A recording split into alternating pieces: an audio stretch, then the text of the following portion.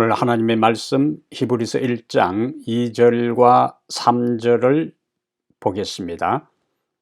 이 모든 날 마지막에는 아들을 통하여 우리에게 말씀하셨으니 이 아들을 만유의 상속자로 세우시고 또 그로 말미암아 모든 세계를 지으셨느니라. 이는 하나님의 영광의 광채시요 그 본체의 형상이시라.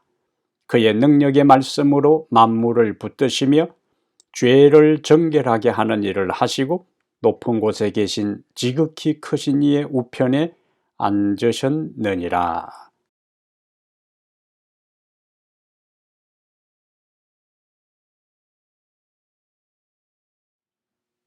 사랑하는 타코마 교회 성도 여러분, 지난 한 주일도 주님 안에서 평안하셨습니까? 하나님께서 오늘도 우리에게 생명을 주셔서 이 거룩한 안식일을 맞이하여 하나님 앞에 시간을 구별하여 우리의 마음을 드리고 그분께 기도하고 그분을 찬양하며 그분의 말씀을 들을 수 있는 예배의 시간을 주신 하나님께 감사를 드립니다. 오늘 우리가 하나님 앞에 예배 드리는 이 시간을 통하여 하나님의 생명의 말씀이 우리의 영혼을 살리고 지난 한 주일 동안 피곤해 지친 우리를 회복시키셔서 새롭게 주님께 충성하고 우리에게 주어진 삶을 활기차게 살아갈 수 있는 은혜를 풍성히 부어주시기를 간절히 바랍니다. 오늘은 히브리서 1장 2절과 3절을 중심으로 해서 모든 세계를 지으시고 만물을 붙드시는 하나님의 아들, 모든 세계를 지으시고 만물을 붙드시는 하나님의 아들이라는 제목으로 말씀을 함께 나누겠습니다. 인간과 하나님은 차원이 다르죠. 그렇기 때문에 하나님 자신이 우리에게 자신을 드러내지 않으시면 인간 스스로는 하나님을 발견하거나 하나님을 깨우칠 수가 없습니다. 하나님은 인간의 이러한 한계를 아시고 자신을 우리 인간들에게 드러내 보이시는데 그것을 우리는 계시라 그렇게 부릅니다. 구약시대에는 하나님께서 여러 선지자를 통하여 우리에게 말씀하셨어요. 그 후에 신약에 와서 계시의 최종 총결론으로 그분의 아들 그리스도를 통해 자신을 계시하시고 우리에게 말씀하셨습니다. 지난 시간에 우리가 살펴본 내용의 요약이었어요. 오늘 말씀은 구약의 모든 선지자들이 최종적으로 가리킨 계시자인 예수 그리스도에 대한 구체적인 말씀이 2절과 3절에 언급되어 있는데요. 히브리서 전체에 그리스도의 우월성, 그리스도의 탁월함, 그리스도의 뛰어남이 주제로 반복되어서 언급됩니다.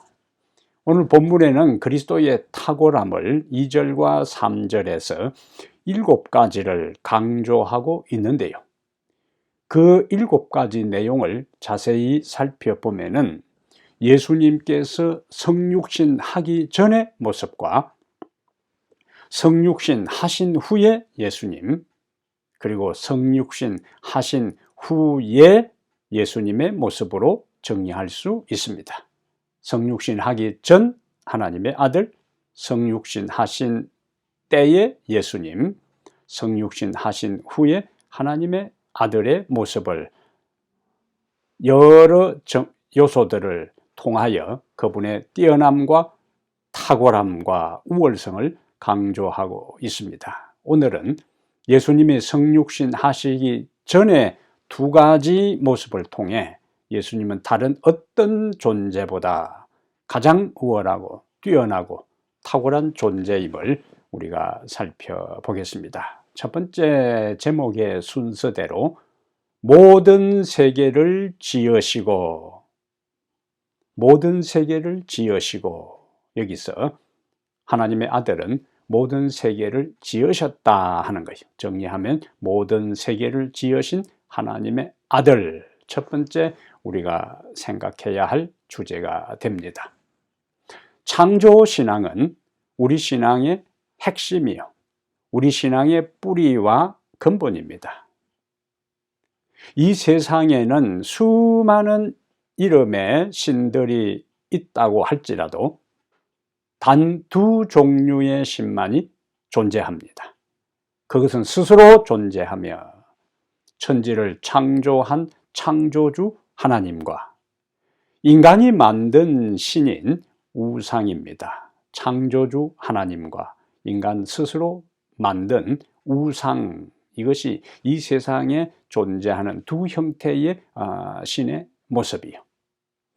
그런데 성경은 스스로 존재하며 창조하신 하나님만이 우리가 경배하고 우리가 믿고 우리의 인생의 모든 것을 맡길 수 있는 유일한 참신, 참 하나님임을 선언하고 있어요. 에레미야 10장 10절에 오직 여호와는 참 하나님이요 살아계신 하나님이요 영원한 왕이시라. 여호와 하나님이 참 하나님이시고 살아계신 하나님이시고 영원한 왕이시라. 그렇게 선언하고 있어요. 그러면 에레미야가 여호와 하나님이 참 하나님이시고 살아계신 하나님이고 영원한 왕이라 할 때 무엇에 근거해서 여호와 하나님만이 참 하나님이고 영원한 왕이라고 주장하는가? 에레미야 10장 12절에 여호와께서 그의 권능으로 땅을 지으셨고 그의 지혜로 세계를 세우셨고 그의 명철로 하늘을 펴셨다고 연이어 말씀을 하고 있어요. 여호와 하나님이 참 하나님이고 참신이고 영원한 왕이 되는 것을 어떤 자격으로 이야기하냐면은 그분이 창조주 하나님이라는 사실이 바로 여호와 하나님만이 수많은 이름의 신들 중에서 유일하게 참 하나님이라는 사실을 에레미야는 논증하고 있어요. 그런데 이 창조주 하나님이라는 이 창조주 신앙에서 우리가 왜 하나님을 섬기고 다른 잡다한 인간이 만든 지어낸 그 우상을 섬기는 대신에 여호와 하나님만을 우리가 섬기고 그분만이 우리의 경배의 대상이 되고 그분에게 우리의 인생의 모든 것을 맡길 수 있는가, 또 맡겨야 하는가에 대한 이유가 바로 하나님이 창조주 되심에 있어요. 시편 95편 6절에는 오라 우리가 굽혀 경배하며, 자, 경배를 먼저 이야기했어요. 그 다음에 우리를 지으신 여호와 앞에 무릎을 꿇자. 오라 우리가 굽혀 경배하며 우리를 지으신 여호와 앞에 무릎을 꿇자 한 것은 왜 우리가 하나님께 경배하고 그 앞에 무릎을 꿇는가? 그분이 우리를 지으셨고 온 세상을 창조하셨기 때문에 그분은 창조주요 우리는 피조물이라는 이와 같은 관계성에서 우리는 그분을 경배하고 그분을 섬기고 그분을 높이고 그분을 경외하는 것입니다. 창조주와 피조물이라는 이 관계가 바로 예배의 핵심이 되는 거예요. 그런데 하나님은 바로 여호와 하나님은 창조주시라는 사실에서 유일하게 경배를 받기에 합당한 분이라는 사실을 여기서 확인할 수가 있습니다. 우리가 지금 교과 공부에서 세 천사 기별을 배우고 있는데요. 첫째 천사의 기별, 계시록 14장 7절에 하나님을 두려워하며 그에게 영광을 돌리라. 이는 그의 심판하실 시간이 이르렀으니 그 다음에 이제 하늘과 땅과 바다와 물들의 근원을 만드신 이를 경배하라. 경배 앞에 무엇이 강조되어 있어요? 하늘과 땅과 바다와 물들의 근원을 만드신 이, 간단하게 이야기하면 창조주를 경배하라. 첫째 천사의 계별입니다. 우리가 대쟁투라는 말을 많이 사용을 하는데요. 대쟁투의 핵심이 무엇인가? 경배 문제입니다. 누구를 경배할 것이고 누구를 내 인생의 주인으로 모시고 살 것인가 하는 거예요. 누가 우리의 마음의 주인으로 왕으로 임하며 그리고 누구를 경배할 것인가 하는 문제가 대쟁투의 핵심인데 그 예배의 중심이 바로 창조주냐 창조주가 아니냐에 의해 판가름 나는 것입니다. 그런데 오늘 본문에서 히브리 1장 3절에서 히브리 1장 2절과 3절에서 천지를 창조하신 분이 누군가? 예수님이라는 사실, 아들이라는 사실을 히브리서 기자는 강조하고 있어요. 하나님께서 예수 그리스도를 통하여 세상을, 온 우주를 지으셨고 만드셨고 창조하셨다는 것을 히브리서 저자는 언급하고 있습니다. 물론 요한복음 1장 3절에도 요한은 만물이 그로 말미암아 지은 바 되었으니 지은 것이 하나도 그가 없이는 된 것이 없느니라고 강조하고 있어요. 예수님이 온 세상을 창조하셨고 지은 것이 하나도 그가 없이는 된 것이 없고 빠짐이 없다는 사실은 예수 그리스도 하나님의 아들은 능력이 무한하시고 지혜가 한량이 없으시고 모든 우주를 창조하기에 부족함이 없는 존재라는 사실을 여기서 강조하고 있습니다. 우리가 창조의 세계를 조금만 연구해 보아도 온 우주가 얼마나 크고 얼마나 다양하며 얼마나 복잡하며 얼마나 신비로운지 우리는 알 수가 있습니다. 우선 우주의 광대함을 한번 생각해 보겠습니다. 우리 태양계가 속해 있는 우리 은하계는 1초에 30만 킬로를 달리는 빛의 속도로 우리 은하계 중심부를 통과하는 지름을 통과하는 데는 약 10만 광년이 걸린다 그래요.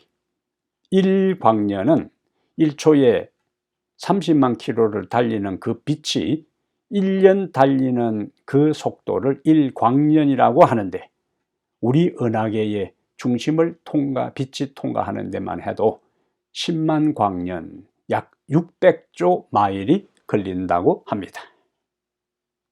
천문학자들이 천체의 만환경을 통해 관측한 것을 기초로 현재 온 우주에 얼마나 많은 은하계가 수많은 별들로 구성된 은하계가 있는가? 약 1000억 개의 은하계가 존재한다고 추측을 합니다. 그리고 그 각각 은하계 안에 한 은하계 안에 다시 1000억 개의 별들이 존재한다고 이야기를 하고 있어요.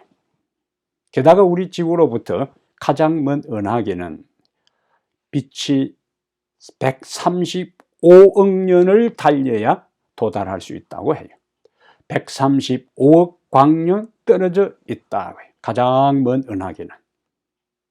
이 모든 천체를, 우주를 예수님께서 창조하셨다는 것이 히브리서 저자의 이야기입니다. 게다가 우리가 아직도 놀라기에는 더 남아있는 것이 있는데 이사야 40장 26절에 이사야는 하나님의 위대함과 어미하심과 권능과 능력을 인간이 아무리 상상하고 아무리 생각해도 하나님의 능력을 미루어 짐작할 수 없음을 이사야 40장 26절에는 이렇게 이야기하고 있어요. 너희는 눈을 높이 들어 누가 이 모든 것을 창조하였나 보라. 주께서는 수효대로 만상을 이끌어내시고 그들의 모든 이름을 부르시나니 그의 권세가 크고 그의 능력이 강함으로 하나도 빠짐이 없느니라.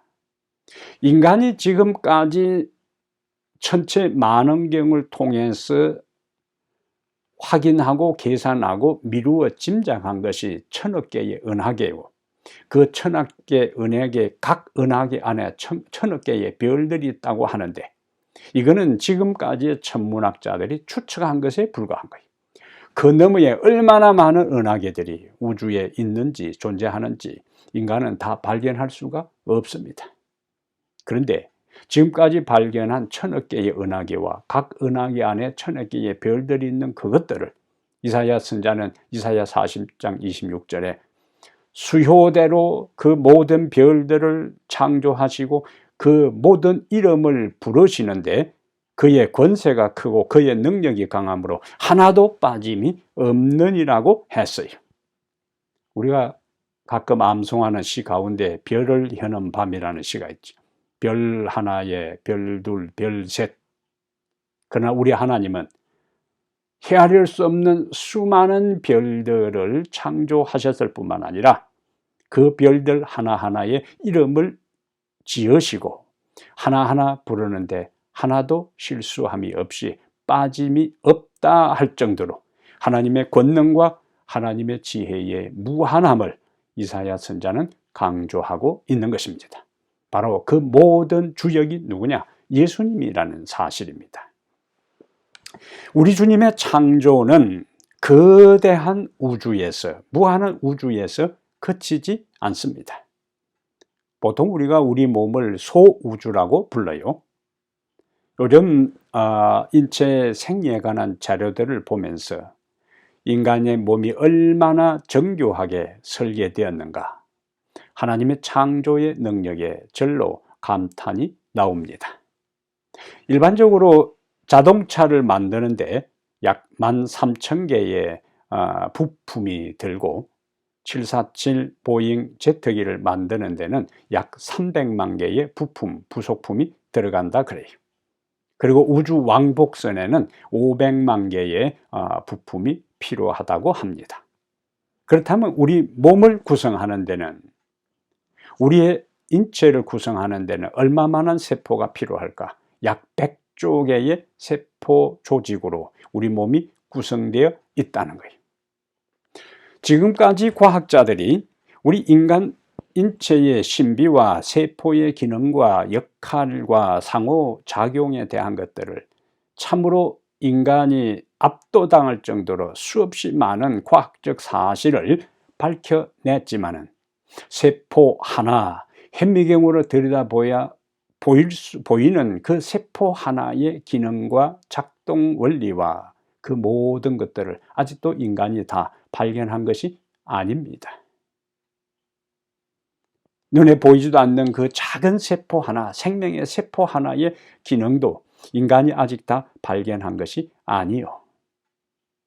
그렇다면 그 세포 하나하나가 서로 상호 기능작용을 하면서 유기적 관계를 맺고 인간이 생존하도록 만드신 하나님의 지혜와 그 능력을 인간이 어떻게 짐작할 수가 있겠습니까?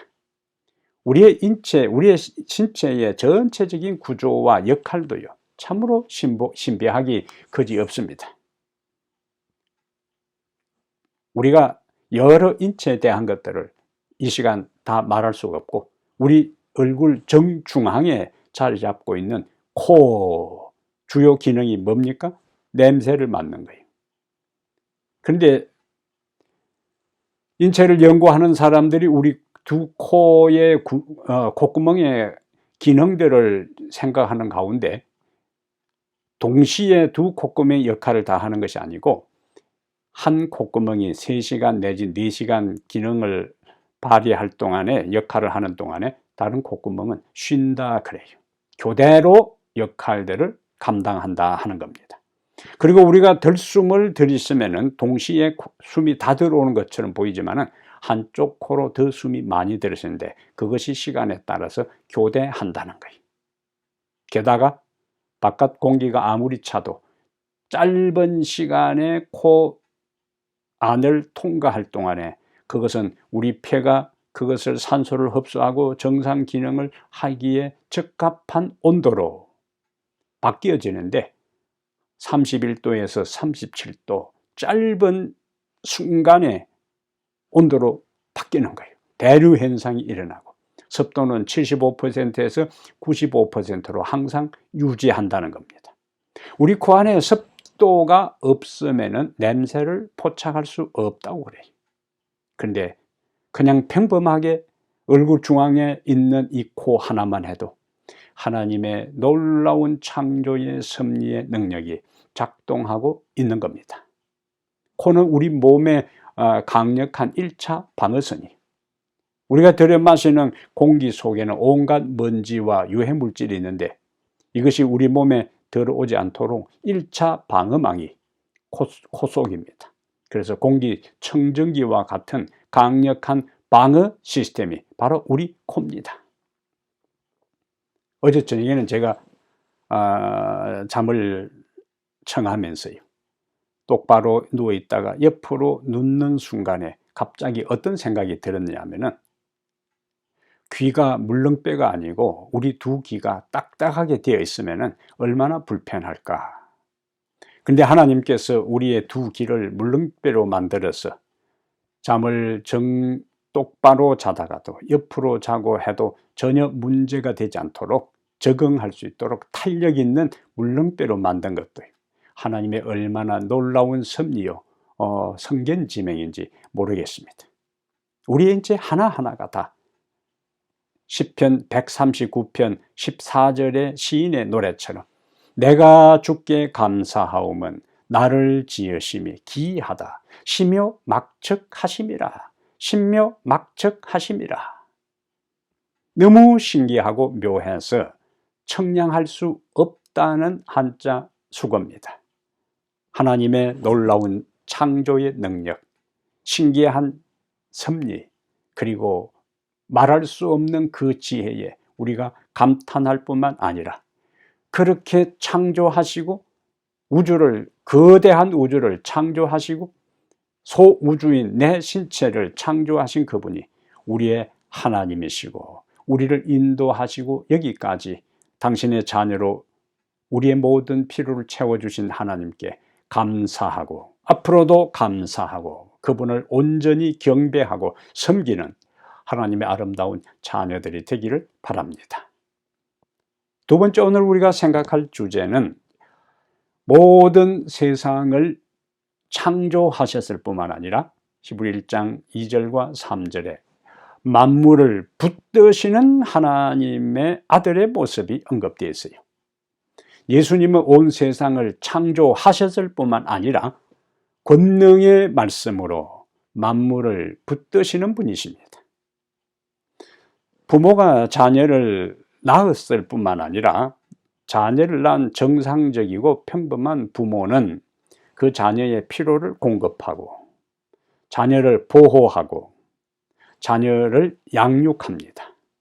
우리 하나님이 우주를 창조하시고 우리 하나님이 우리를 창조하신, 우주를 창조하시고 인간을 창조하신 하나님은 우리의 필요를 공급하시고 우주를 지탱하고 유지시켜 나가시는 분이라는 사실을 히브리서 저자는 강조하고 있어요. 우리가 역사를 보면은 18세기경에 유럽에서 이신론이라 하는 이신론이라 하는 것이 등장합니다. 이 이신론은 하나님께서 우주를 창조하신 것까지는 인정해요. 하나님이 우주를 창조하셨지만은 더 이상 관여하지 않으신다는 겁니다. 그것은 자동시계처럼 더 이상 시계를 만든 시계공이 관여하지 않고 그냥 태엽을 감으면 돌아가는 시계처럼 우주가 자연 법칙에 의해서 운행된다고 주장하는 사상이 이신론이에요.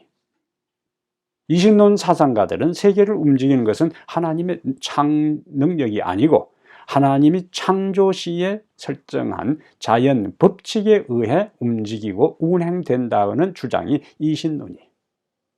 성경은 이러한 주장을 배격합니다. 하나님께서 한순간이라도 우주를 붙드시는 능력을 거두신다면 온 우주는 혼란 상태, 카오스의 상태에 빠져서 모든 생명 존재는 죽게 될 것이고 우주는 완전히 파멸되고 말 것입니다. 온 우주의 별들이 언제나 제 궤도를 따라 동일한 속도로 운행하는 것은 고유한 힘이 아닙니다. 모든 천년계의 현상과 순환은 그분의 섭리의 손길에 의해 진행됩니다.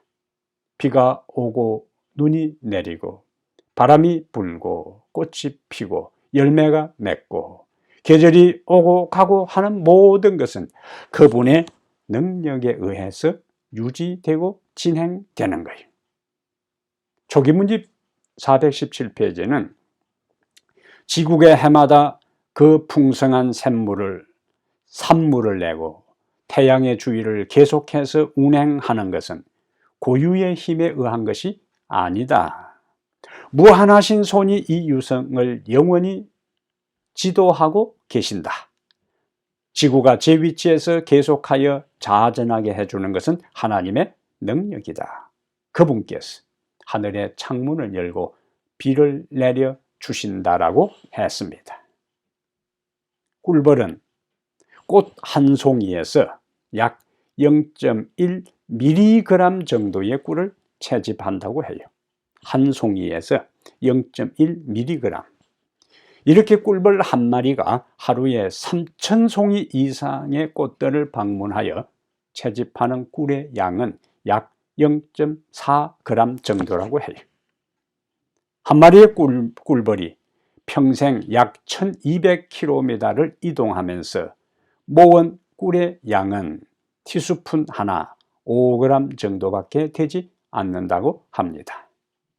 그런데 이 벌꿀이 꿀을 채집할 때 특이한 행동이 하나 있습니다.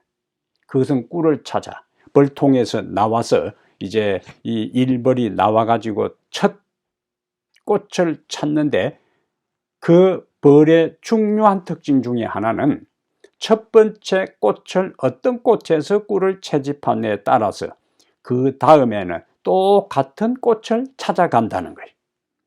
그 꽃 외에 다른 종류의 꽃들이 주변에 아무리 많이 있고 꿀이 있다 할지라도 첫 번째 꽃에서 꿀을 채집한 그 똑같은 종류의 꽃을 찾아서 벌은 꿀을 채집한다는 것이 과학자들의 연구를 통해서 발견되었습니다.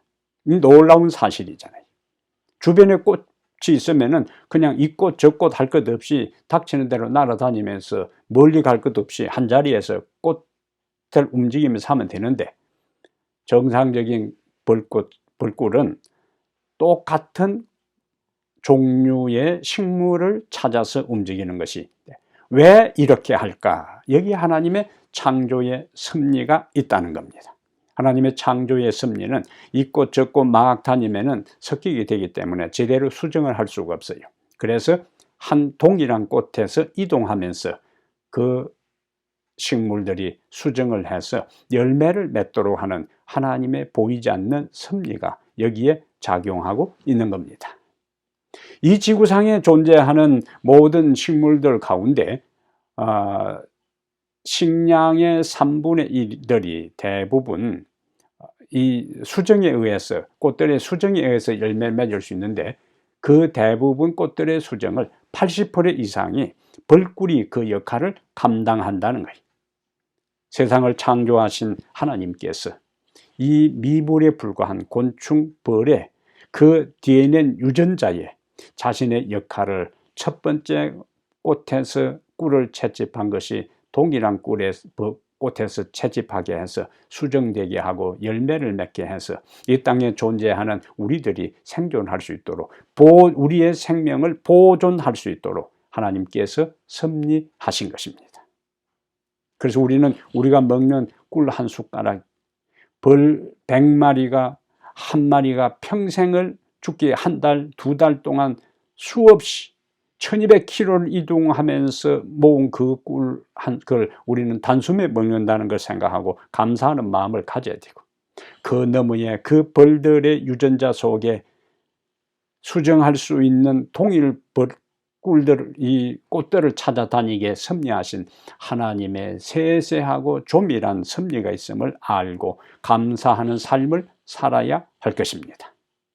결국에 우리 인간이 하루하루 사는 것, 하루하루 존재하는 것도 하나님의 돌보심과 붙들어 주심의 결과가 아닐 수가 없습니다.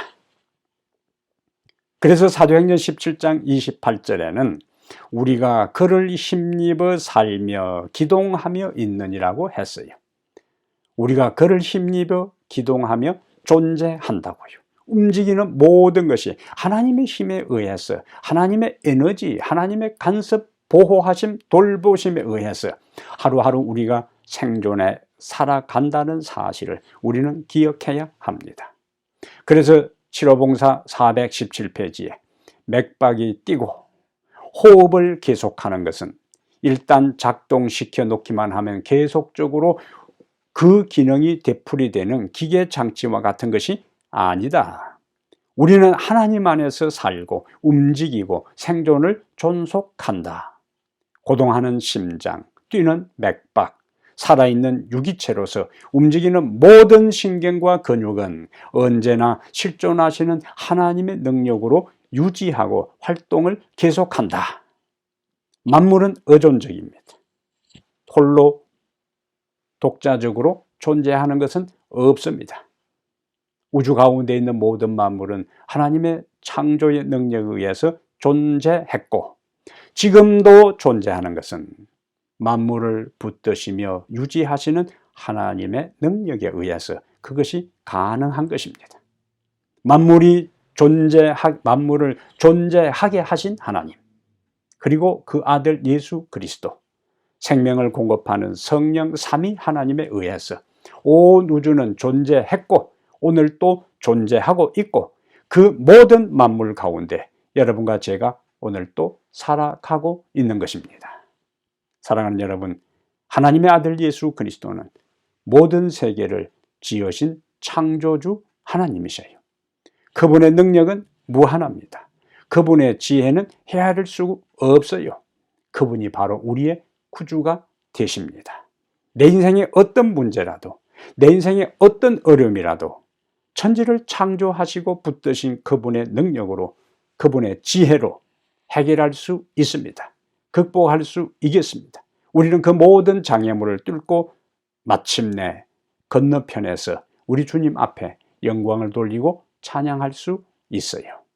그분은 세상을 창조하시고 붙들어 주실 뿐만 아니라 오늘 이 땅을 살아가는 여러분과 나의 피로도 채워주십니다. 하루가 시작될 때 하나님의 창조의 생명으로 오늘 또 내가 하루를 시작하고, 하루가 마칠 때 오늘 또 하나님의 창조의 능력, 그 아들의 생기로 하루를 산 것에 대해 감사하며 살아가게 되기를 바랍니다. 하루하루의 생명을 연장시켜 주시고 유지시켜 주신 그분은 우리의 피로도 채워주시는 분이기에 창조주 하나님, 피로를 채워주시는 하나님, 보호하시고 인도하시는 그 하나님을 온전한 마음으로 경배하고 그분을 섬기고 그분께 충성하며 살아가는 성도들 되기를 이 시간에 간절히 바랍니다. 하나님 우리 아버지, 주께서 우리를 창조하신 창조주가 되심을 감사합니다. 주님의 위대한 능력과 지혜에 우리가 겸손히 세상의 숱한 거짓 신들 대신에 참신 참 하나님, 살아계신 만군의 여호와 하나님을 경배하기를 원합니다. 주님은 우리를 창조하셨을 뿐만 아니라 온 우주를 유지시킬 뿐만 아니라 오늘 우리의 삶에 필요한 것을 공급하시고 오늘 우리의 삶의 필요를 채워주시는 하나님이시기에 그 하나님, 그 하나님의 아들 예수 그리스도, 오늘 또 우리에게 생기를 주시는 성령 하나님, 삼위 하나님을 온전히 경배하고 충성하며 살아가는 우리 모든 성도들 될 수 있도록 주께서 축복해 주시옵소서. 우리 주 예수님 이름으로 기도합니다. 아멘.